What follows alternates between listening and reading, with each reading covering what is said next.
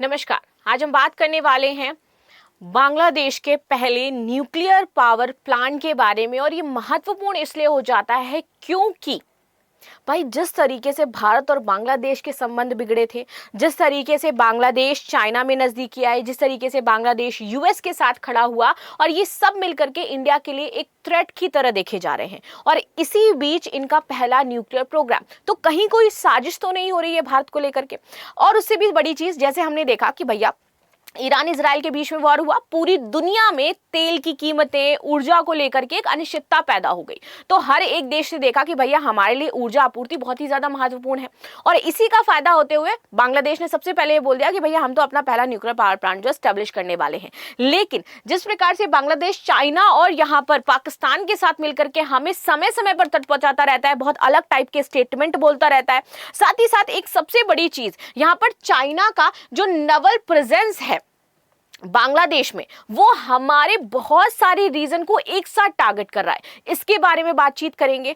और बातचीत करेंगे हम इंडिया और रशिया इस प्रोजेक्ट में ऑलरेडी शामिल हैं, इसके बारे में। तो क्या इंडिया को इससे एग्जिट हो जाना चाहिए, या फिर इनका जो पहला न्यूक्लियर प्रोजेक्ट है इसमें सपोर्ट करके इसको आगे बढ़ाना चाहिए। तो पूरा इतिहास हम समझेंगे, प्रेजेंट हम देखेंगे। और ये जब हमने इसको एक शामिल किया था, लाइक हम इसमें शामिल हुए थे जब हमने सहयोग दिया था बांग्लादेश को कि हाँ भैया आपका जो पहला न्यूक्लियर पावर प्लांट है उसको चलाने में हम मदद करेंगे, तब की सिचुएशन क्या थी और अब की सिचुएशन क्या है, और अब भारत को कितनी चालाकी से अपने कदमों को आगे बढ़ाना है, इसके बारे में भी हम यहाँ चर्चा करेंगे। क्योंकि हम सभी जानते हैं कि इंडिया और रशिया के संबंध यहाँ पर बेहतर हैं। अब खबर क्या है, तो खबर भैया यही है that Bangladesh first nuclear plant start fuel loading power generation.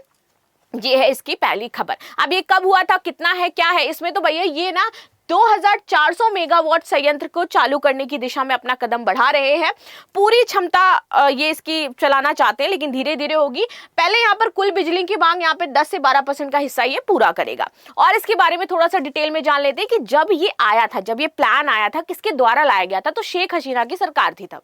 Sheikh Hasina जी इस पूरे प्लान को लेकर के आई थी, और इस पूरे प्लान में रशिया को शामिल किया गया था। तो पहले जो इसमें शामिल था ना, वो रशिया ही था।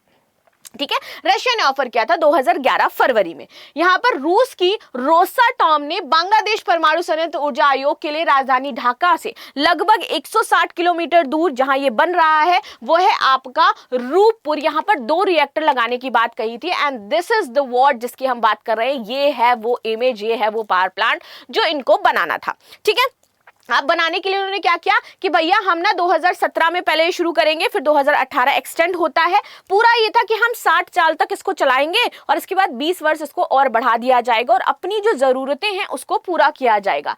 अब देखो होता क्या है कि ये सारी चीजें हो रही होती हैं 2017, 2018 में एक बड़ा मोड़ आता है। इसके लिए करते क्या है, रशिया से भी पैसा लेते हैं, चाइनीज बैंक से भी पैसा लेते हैं। बांग्लादेश चाइना से उधार लेता है इसके लिए, सबसे बड़ी चीज। और चाइना की डिप्लोमेसी आपको पता है, दिस इज द डिप्लोमेसी, कि वो जो नीडी नेशन है उनको पैसा देता है।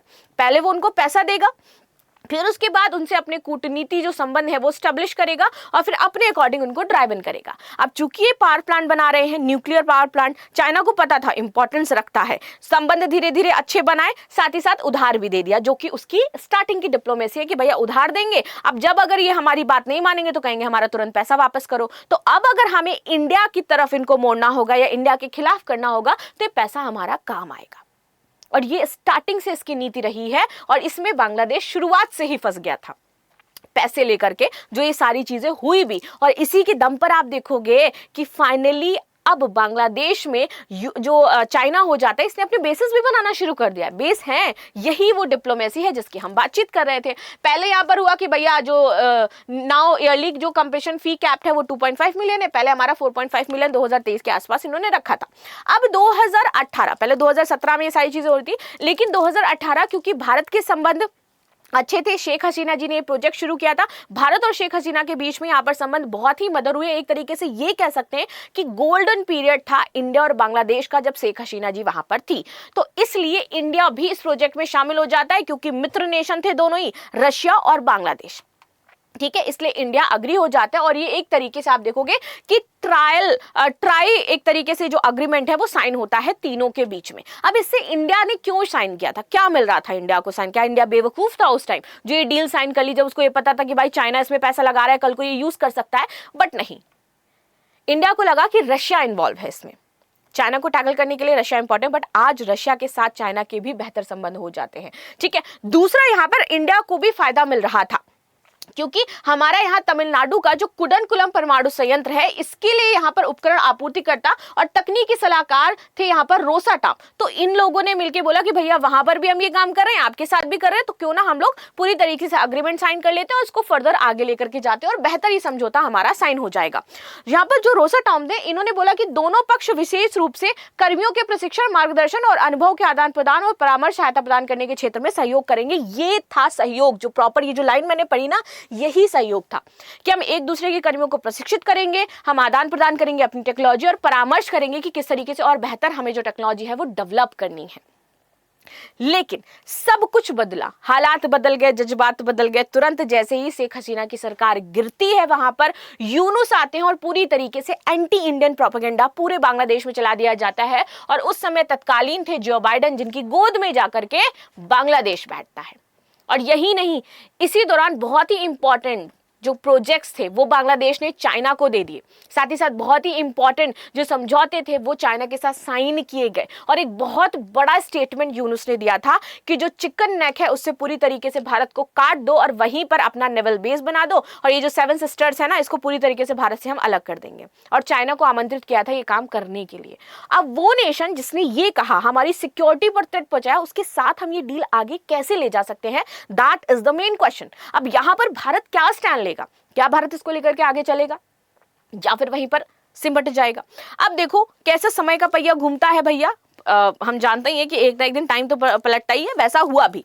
अब बहुत सारी चीजों को लेकर के यहाँ पर बांग्लादेश हमारे ऊपर डिपेंडेंट हो जाता है।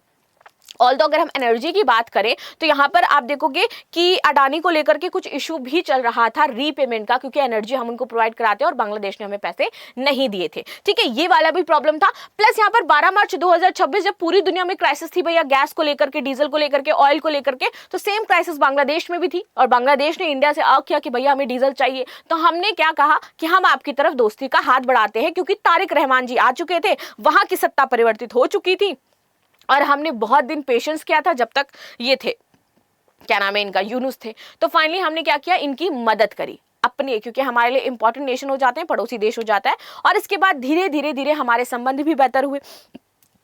जो हमने इनको ये डीजल प्रोवाइड कराया था वो पता कहां से प्रोवाइड कराया था, नुमालीगढ़ हमारी जो रिफाइनरी है उससे प्रोवाइड करवाया गया था। ये है नुमालीगढ़ रिफाइनरी, जो कि आप देखोगे नुमालीगढ़ इंडिया टू यहाँ पर पाराबातीपुर बांग्लादेश में 131.50 किलोमीटर की है, इंडिया में सिर्फ 0.5 किलोमीटर तक की है। और ये जो नुमालीगढ़ रिफाइनरी भी हमने शुरू करी थी, ये भी तब शुरू करी गई थी जब मोदी जी और यहाँ पर जो शेख हसीना जी है, इन दोनों ने अग्रीमेंट साइन किया था इसको लेकर के, तभी ये नुमालीगढ़ रिफाइनरी भी आई थी। यानी कि जब मित्रता का समय था तो भारत ने सब कुछ किया बांग्लादेश के लिए। और इसके बावजूद अभी भी जब तारिक रहमान की सरकार बदलती है तब भी हमने इनका सपोर्ट किया और इनको डीजल प्रोवाइड कराया।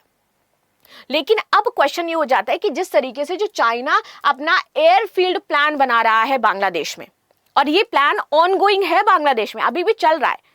और ये एयरफ्रंट प्लान ये लाल मोना घाट जो हमारा सिलीगुड़ी कॉरिडोर के पास पड़ता है वहां पर ही बनाना चाहते हैं। और इसको अगर इन्होंने बनाया तो देखो उस जद में क्या क्या आएगा, वेस्ट बंगाल, झारखंड, बिहार, इधर आ गया मेघालय, इधर असम, मणिपुर और मिजोरम, यानी कि पूरी हमारी जो हम सिस्टर नेशन की हम बात करते हैं जो हमारे, प्लस इधर वेस्ट बंगाल, ये सब इसके टारगेट में आ जाएंगे और चाइना इन सबको टैकल कर सकता है। और ये सबसे बड़ी समस्या है, इसको लेकर के हमने अपोज किया, बांग्लादेश को भी बोला कि ये यहाँ नहीं बनना चाहिए क्योंकि ये हमारी नेशनल सिक्योरिटी के लिए थ्रेट हो जाता है।